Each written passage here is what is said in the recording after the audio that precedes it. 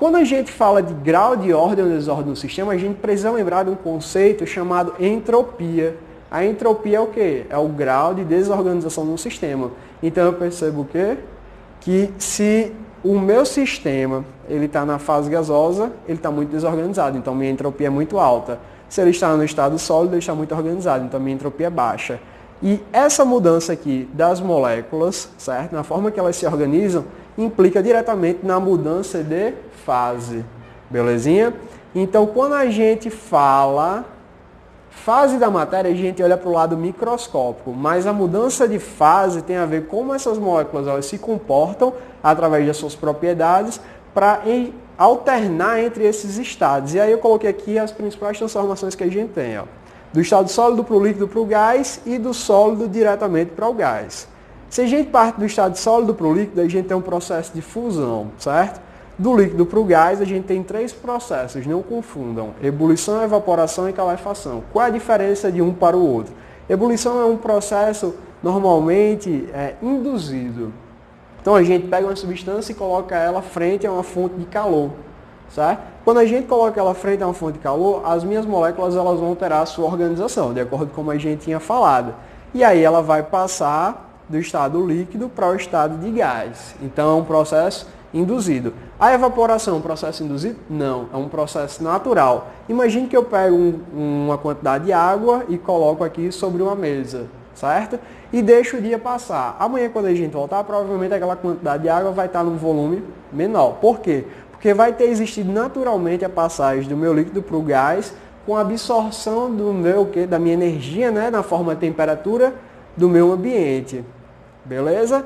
Então é um processo natural, não é induzido. E qual a diferença desses dois para a calefação? Aqui é um processo induzido e instantâneo. Se eu pego, por exemplo, eu estou lá em casa fazendo minha tapioca e pego ali minha frigideirazinha de metal. E aí depois que eu esquento ela para fazer minha tapioca, coloco ela debaixo de uma fonte de água. Você percebe que quando sua água toca na sua frigideira, ela instantaneamente ela passa do estado líquido para o gás. Por quê? Porque o seu metal está com uma temperatura tão alta que a sua molécula absorve rapidamente essa temperatura, certo? E aí ela faz esse processo de transição. Então, é um processo induzido e instantâneo. Então, cuidado, porque isso pode ser uma pegadinha de uma questão, por exemplo, na prova do concurso ou de Enem, seja até mesmo da própria escola. Ok? Então, esses processos aqui, quando a gente percebe que eles estão passando do estado sólido para o gás, são processos onde a minha substância, ó, ela está desorganizando as minhas moléculas. O grau de espaçamento delas está muito alto, certo? Inversamente do que aconteceria se eu viesse do estado de gás para o estado de sólido. Ó. Quando eu passo do estado de gás para o estado líquido, o nome desse processo é condensação. E aí você percebe que as minhas moléculas elas estão começando, certo? A ficarem mais próximas. Do estado líquido para o estado sólido, a gente tem um processo de solidificação, onde essas moléculas se tornam mais próximas ainda e a minha força de atração, ó, é bem maior, beleza? Assim como a passagem instantânea do estado gasoso para o estado sólido, belezinha? Não falei aqui, mas a gente também tem uma passagem do estado sólido para o gás diretamente, que se chama sublimação. Então a gente tem a sublimação, que é a passagem direta do gás do sólido para o gás, mas também tem a passagem do gás para o sólido de forma direta. Um exemplo aqui dessa passagem seria a naftalina. A naftalina que a gente coloca, por exemplo, no banheiro, ela está no estado sólido e ela passa direto para o gás sem necessariamente estar no estado líquido.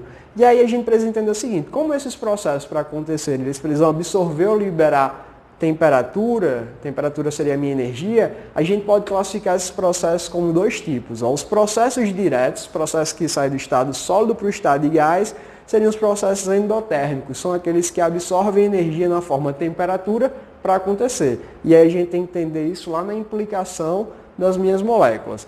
E a gente tem os processos inversos, que são aqueles que vêm do estado de gás para o estado sólido, certo? E eles são classificados como exotérmicos. Eles liberam calor na forma de temperatura para acontecer.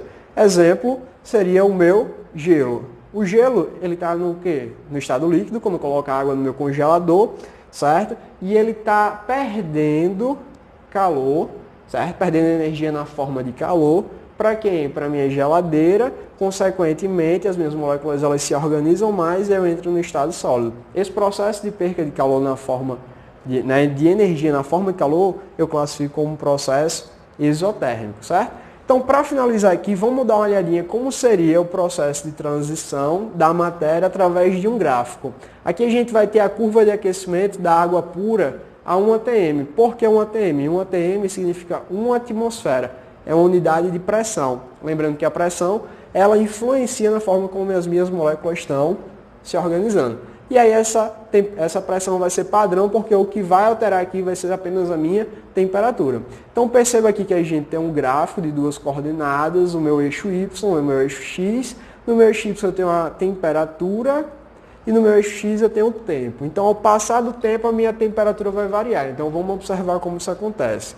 Se eu tenho aqui um estado A, ó, o estado sólido, entendeu? Então, para a minha substância passar do estado sólido, que está no estado A, para um estado B, que seria a transição de fase, que seria do meu estado sólido para o líquido, ele precisa, a minha substância, ou ela, precisa absorver uma temperatura no intervalo de tempo.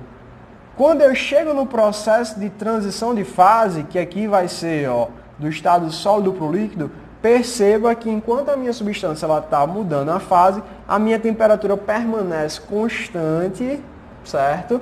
E aí onde é que eu chamo isso aqui de quê? Ponto de fusão. Ponto de fusão seria a passagem do sólido para o líquido. Minha temperatura permanece constante até esse processo finalizar, ok?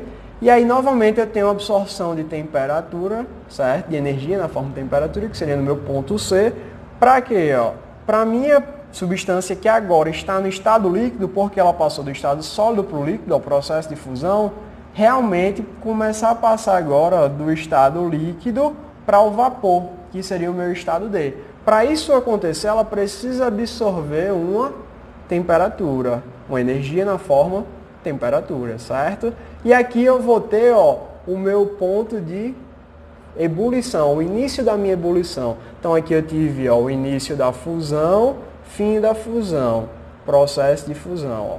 Início da ebulição, fim da ebulição, processo de ebulição. Nesse estado aqui, perceba novamente que a minha temperatura é constante.